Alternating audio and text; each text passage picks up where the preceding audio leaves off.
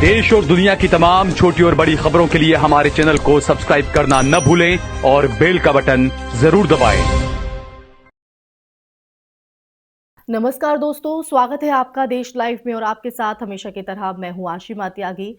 दोस्तों, अगर एक राज्य जिसे लंबे समय तक अपेक्षाकृत शांत माना जाता रहा हो और अचानक अचानक सांप्रदायिक तनाव की खबरों जो है वो वहां से आने लगी, तो एक सवाल एक घटना का नहीं हो जाता है, बल्कि उस माहौल का भी हो जाता है जो धीरे धीरे बनता है। हाल ही के दिनों में ओडिशा के गंजाम जिले से आई एक घटना, उस घटना ने ये चिंता पैदा की है। आरोप है कि एक बुजुर्ग बंगाली मुस्लिम फेरी वाले को रोका गया, उनका आधार कार्ड चेक किया गया, उनसे जबरन भारत माता की जय के नारे लगवाए गए और उन्हें गांव छोड़ने की चेतावनी भी दी गई। ये जो वीडियो है सोशल मीडिया पर वायरल हुआ और बहस छिड़ गई। क्या उड़ीसा में भी नफरत की राजनीति पैर पसार रही है? तो आज हम इसी सवाल के साथ चर्चा की शुरुआत करेंगे। मैं चर्चा में आगे बढ़ूं, पूरा वाक्य आपको बताऊं, मैं उससे पहले आप लोगों से अपील करना चाहूंगी इंसाफ की आवाज को बुलंद करने के लिए और सच्ची पत्रकारिता के लिए हमारा यानी देश लाइव का सहयोग करें। साथ ही डिस्क्रिप्शन में दिए गए लिंक को ओपन कर ज्वाइन बटन दबाकर आप हमसे यानी देश लाइव से सीधा जुड़ सकते हैं। दोस्तों, तो सबसे पहले दोस्तों ये समझना जरूरी है कि उड़ीसा की सामाजिक संरचना ऐतिहासिक रूप से अपेक्षाकृत शांतिपूर्ण रही है और यहाँ बहुसंख्यक आबादी हिंदू है। मुस्लिम आबादी करीब 2% के आसपास है, यानी जनगणना 2011 के हिसाब से मैं आपको बता रही हूँ। और राज्य में बड़े पैमाने पर जो सांप्रदायिक दंगों का इतिहास बहुत सीमित रहा है। 2008 का कंधमाल हिंसा प्रकरण, जिसमें ईसाई समुदाय निशाने पर था, अपवाद के रूप में याद किया जाता है। लेकिन मुस्लिम समुदाय के खिलाफ सड़क पर रोककर नारे लगवाने जैसी ये घटनाएं पहले बहुत कम सुनने को मिलती थी, लेकिन अब ये बदलाव दिख रहा है। लेकिन सवाल यहां पर है कि तो बदलाव कहां से दिख रहा है? राजनीतिक परिदृश्य में बदलाव के बाद जो माहौल की भाषा है वो बदलती है और ये राजनीतिक समाज शास्त्र का स्थापित सिद्धांत है। क्योंकि जब भी सत्ता परिवर्तन होता है, स्थानीय स्तर पर कुछ समूह अपने आप को ज्यादा सशक्त महसूस करने लगते हैं। और हाल ही के सालों में आप देखिए, हाल ही के सालों में देश के कई हिस्सों में उत्तर प्रदेश, मध्य प्रदेश, राजस्थान से ऐसे जो वीडियो हैं वो सामने आए हैं जहां भीड़ की तरफ से पहचान पूछना, धार्मिक नारे लगवाना या घुसपैठिया कहकर डराना आम होता गया है। अब दोस्तों सवाल ये है कि क्या वही पैटर्न अब उड़ीसा में भी दोहराया जा रहा है? क्योंकि जो राज्य अब तक शांत रहा, वहां से इस तरह की तस्वीर। गंजाम की घटना को केवल एक अलग थलग मामला मानकर छोड़ देना आसान है, लेकिन अगर देखा जाए तो पिछले कुछ हफ्तों की रिपोर्ट्स अगर देखें तो आरोप सामने आए हैं कि कुछ इलाकों में मुस्लिम फेरी वालों को रोका जा रहा है, उनसे पहचान पत्र मांगे जा रहे हैं और स्थानीय संगठनों की तरफ से बाहरी बताकर विरोध किया जा रहा है। ये जो पूरी प्रवृत्ति है वो खतरनाक इसलिए है दोस्तों, क्योंकि ये संवैधानिक नागरिकता के सिद्धांत को चुनौती देती है। भारत का संविधान नागरिकों को देश के किसी भी हिस्से में बसने, काम करने और व्यापार करने का अधिकार देता है, अनुच्छेद 19 के तहत। और किसी व्यक्ति को केवल उसकी धार्मिक पहचान के आधार पर गांव छोड़ने को कहना सीधे सीधे इसे अधिकार का उल्लंघन है। और ये भी देखना होगा दोस्तों, ये भी देखना होगा कि भारत माता की जय जैसे नारे को जबरन लगवाने की राजनीति क्या संदेश देती है? दोस्तों, देशभक्ति स्वैच्छिक भावना है। इसे बलपूर्वक साबित करने की जो कोशिश है वो लोकतांत्रिक मूल्यों के विपरीत है। क्योंकि सुप्रीम कोर्ट की अगर हम बात करें तो सुप्रीम कोर्ट ने भी बार बार कहा है, बार बार, कि नागरिकों को किसी विशेष नारे या विचार को मानने के लिए बाध्य नहीं किया जा सकता जब तक कि वो कानून का उल्लंघन ना कर रहे हों। अब देखिए, यहां पर एक और महत्वपूर्ण पहलू है, डिजिटल युग में वीडियो का प्रसार।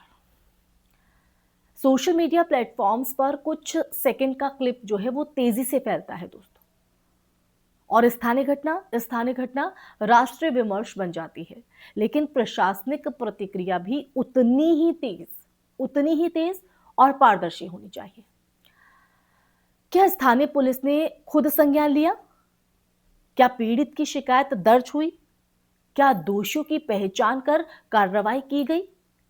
इन तमाम सवालों के स्पष्ट जवाब ही भरोसा बहाल कर सकते हैं। लेकिन जवाब आए कहां से? अब देखिए, यहां पर राजनीतिक विमर्श भी दो हिस्सों में बटा दिखता है। एक पक्ष की अगर बात करें तो एक पक्ष का तर्क ये है कि बाहरी लोगों की पहचान करना सुरक्षा का प्रश्न है, खासकर सीमावर्ती राज्यों में। लेकिन उड़ीसा की अगर बात करें तो उड़ीसा का गंजाम जिला कोई अंतरराष्ट्रीय सीमा पर नहीं है। अब दूसरा पक्ष की अगर बात करें तो दूसरा पक्ष ये कहता है कि ये पहचान की राजनीति है, जहां आर्थिक रूप से कमजोर अल्पसंख्यक फेरी वालों को आसानी से जो है वो निशाना बनाया जा रहा है। सच शायद इन दोनों के बीच कहीं हो सकता है, कोई दो राय नहीं है। लेकिन कानून का शासन यानी रूल ऑफ लॉ स्पष्ट है। भीड़ किसी की नागरिकता या देशभक्ति परखने का अधिकार भीड़ को नहीं है। और इतिहास गवाह है कि जब भी भीड़ न्याय अपने हाथ में लेती है तो समाज का जो ताना बाना है वो कमजोर होता है। 2014 के बाद देश में मॉब लिंचिंग पर कई स्वतंत्र अध्ययनों और मीडिया रिपोर्ट्स ने चिंता जताई है।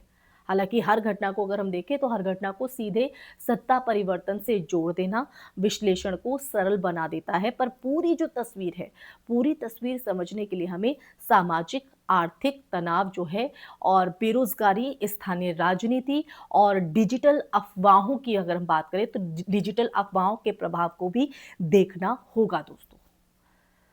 तो दोस्तों, उड़ीसा जैसे राज्य के लिए ये जो क्षण है वो निर्णायक हो सकता है।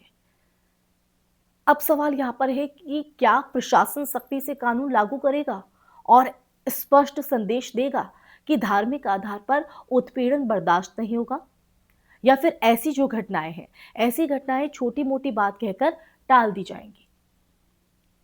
लोकतंत्र की असली परीक्षा यही है दोस्तों कि अल्पसंख्यक कितना सुरक्षित महसूस करता है। क्योंकि अगर हम यही जवाब नहीं दे पाएंगे तो हम क्या चाहेंगे, क्या उम्मीद करेंगे। इस पूरे प्रकरण में सबसे अहम बात यह है कि भारत की पहचान बहुलतावाद में है।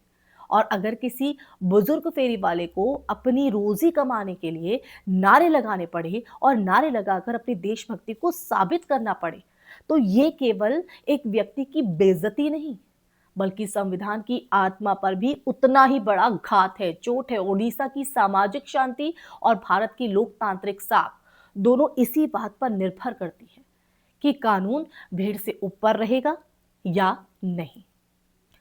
आखिरकार दोस्तों यही कि सवाल किसी एक वीडियो का नहीं है, सवाल किसी समुदाय का भी नहीं है। सवाल ये है कि क्या हम एक ऐसे समाज की तरफ बढ़ रहे हैं जहां पहचान पहले पूछी जाएगी और इंसानियत बाद में, या फिर हम संविधान की उस बुनियादी भावनाओं को बचाए रखेंगे जिसमें हर नागरिक, चाहे उसका नाम कुछ भी हो, बराबरी और गरिमा के साथ जी सके। यही फैसला तय करेगा कि उड़ीसा की हालिया घटनाएं एक अस्थायी विचलन थी या किसी बड़े बदलाव की आहट।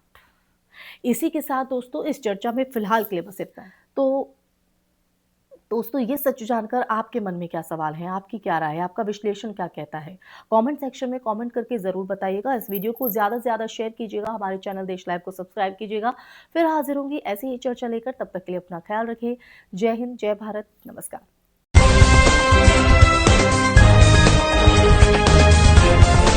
देश और दुनिया की तमाम छोटी और बड़ी खबरों के लिए हमारे चैनल को सब्सक्राइब करना न भूलें और बेल का बटन जरूर दबाएं।